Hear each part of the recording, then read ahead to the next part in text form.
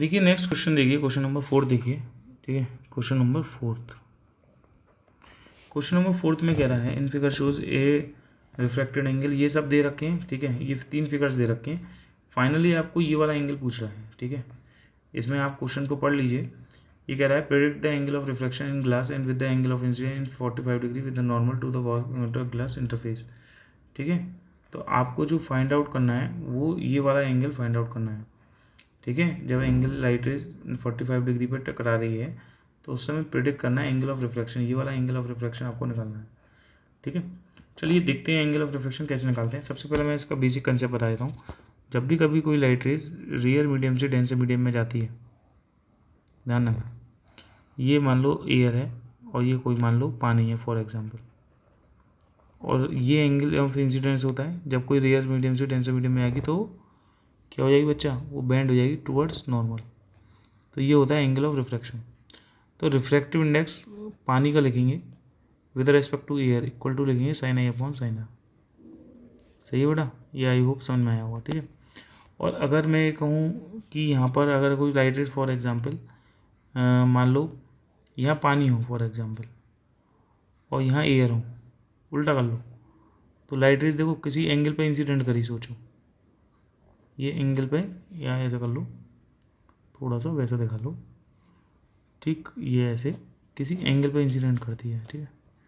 यहाँ पर आप इसकी नॉर्मल बना दो, ठीक। अब आप क्या देखेंगे यार कि ये जो है बेंड हो जाएगी अवे फ्रॉम द नॉर्मल से अवे चली जाएगी, क्योंकि डेंसर से रेयर में जाएगी तो बेंड हो जाएगी अवे फ्रॉम द नॉर्मल। ये एंगल ऑफ रिफ्लेक्शन हुआ।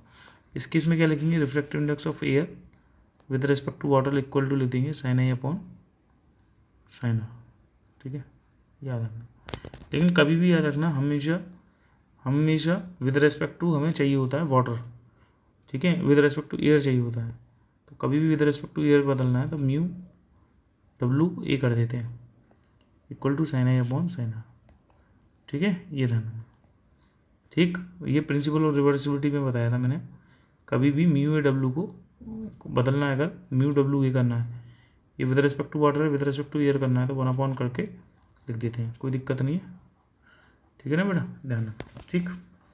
तो इसी कंसेप्ट पर ये बेस्ड क्वेश्चन है। देखो सबसे पहले आप देख सकते हो यहाँ पर, और एक फॉर्मूला और याद रखना कि जब भी कभी जैसे रिफ्रैक्टिव इंडेक्स है ग्लास का विद रिस्पेक्ट टू वाटर, या मैं एक जनरल फॉर्मूला लिख देता हूँ, कभी भी रिफ्रैक्टिव इंडेक्स ऑफ 2 का विद रिस्पेक्ट टू 1, इसे बोलेंगे relative refractive index of 2 with respect to 1 equal to लिखेंगे म्यू 2 अपॉन म्यू 1, ध्यान रखना। ऐसे ही यहाँ पर लिख दूँ अगर म्यू जी डब्लू, तो उसको लिख सकता हूँ मैं mu G upon mu W. जैसे मैं कह लूँ रिफ्रैक्टिव इंडेक्स ऑफ ग्लास का विद रिस्पेक्ट टू एयर है, तो उसको लिख सकता हूँ मैं म्यू जी अपॉन म्यू ए, ध्यान रखना, म्यू जी अपॉन म्यू ए, क्योंकि जो एयर होती है ना, एयर का रिफ्रैक्टिव इंडेक्स हमेशा याद रखना 1 होता है, तो इसे हम यूँ लिख सकते हैं mu ji upon 1 equal to mu G. और अगर मैं यूँ लिखूँ refractive index of water with respect to air, इसको लिख सकता हूँ मैं mu W upon mu A. तो म्यू डब्लू तो है ही है, म्यू ए क्या हो गया 1, तो म्यू डब्लू लिख सकते हैं इसे, तो इस प्रकार से लिख सकते हैं, कोई प्रॉब्लम नहीं है, ठीक है। तो इसी कॉन्सेप्ट को हम याद रखना है और आगे चल के इसका इस वाले क्वेश्चन में यूज़ भी होने वाला है। देखो कैसे होगा। सबसे पहले आप देखिए 3 रे डायग्राम है इसके। सबसे पहले वाले को देखते हैं कि लाइट रेज एयर से ग्लास में जा रही है। जब एयर से ग्लास में जाएगी तो बेंड हो जाएगी टुवर्ड्स नॉर्मल, ये तो तुम्हें पता ही है। ये ऐसे जा रही है, ये एंगल है कितना 60 डिग्री, और ये बेंड हुई टुवर्ड्स नॉर्मल, ये एंगल बन गया थोड़ा घट गया, कितना हो गया 35 डिग्री हो गया, 60 से कितना हो गया 35। तो यहाँ पर बताओ रिफ्रैक्टिव इंडेक्स ऑफ ग्लास का लिखूँगा with respect to air equal to sine I upon sine R. I कितना है यहाँ पे 60 और आर कितना है यहाँ पे 35, तो साइन आई अपॉन साइन आर होता है।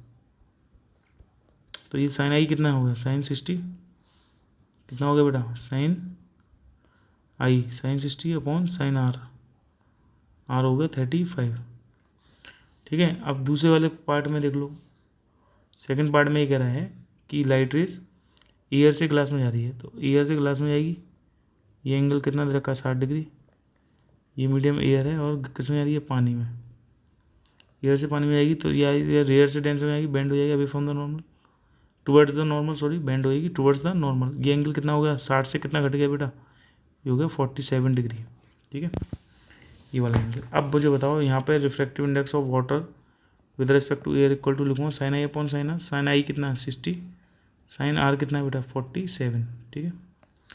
चलो ये हो गया। अब थर्ड फिगर देखो, इन्हीं 3 फिगर में से क्वेश्चन हो जाएगा। देखो थर्ड फिगर क्या कह रही है, थर्ड फिगर के लिए एंगल ऑफ रिफ्लेक्शन ही तो पूछ रहा है कि लाइट रेज जो है पानी से ग्लास में जा रही है, मतलब रियर मीडियम से डेंसर मीडियम में जा रही है लाइट, तो पानी जो है वो है रियर मीडियम। यहाँ एंगल 45 डिग्री है और किस में जा रही है, डेंसर में। डेंसर में जाएगी तो जाएगी बेंड हो जाएगी टूवर्ड्स नॉर्मल। तो ये एंगल ऑफ रिफ्लेक्शन पूछा कितना होगा। तो यहाँ पर जो लाइट रेज जा रही है वो पानी से कहाँ आ रही है बच्चा, ग्लास में आ रही है, ठीक है, पानी से ग्लास में जाएगी। तो आप क्या देखेंगे कि यहाँ पे लिखेंगे refractive index of glass with respect to water equal to sine I upon sine r, ये तो हुआ। अब म्यू जी डब्ल्यू को मैंने बता दिया था, अभी म्यू जी अपॉन म्यू डब्ल्यू लिख सकते हैं equal to sine 45 upon sine r, ठीक है। ये विद रिस्पेक्ट टू एयर है, अगर कुछ नहीं होता तो विद रिस्पेक्ट टू एयर ही मानते हैं इसे। तो यहाँ पे म्यू जी ए की वैल्यू दे रखी है साइन 60 अपॉन साइन 35। तो देखो यहाँ पे म्यू जी ए की वैल्यू लिख दो sine 60 upon sine 35 upon mu डब्ल्यू ए की वैल्यू लिख दो यहाँ पे sine 60 upon sine 47 equal to यहाँ पे दे रखा है साइन 45 अपॉन साइन आर। तो बच्चों देखो ये तो पहुँच गया ऊपर, ये तो पहुँच गया ऊपर और ये पहुँच गया इसके संग। तो देखो कितना हो गया, ये हो गया sine 60 into sine 47 upon sine 35 into sine 60 equal to हो गया साइन 45 अपॉन के साइन आर। चलो साइन 60 की वैल्यू आप जानते हो, साइन 60 की वैल्यू जो होती है, ठीक, साइन 30 की वैल्यू 1/2 होती है, साइन 60 की होती है √3/2 इंटू साइन 47 का कुछ जो है याद रखना, साइन 47 अगर नहीं भी दे रखा है, ये बेसिकली 47 तुम्हें लग रहा है, ठीक है, बुक में 41 भी दे रखा हुआ। तो ये वैल्यू आपको देख रखी होगी, अगर नहीं दे रखी है तो लिख लेना। ये लगभग 0.6621 लगभग होती है।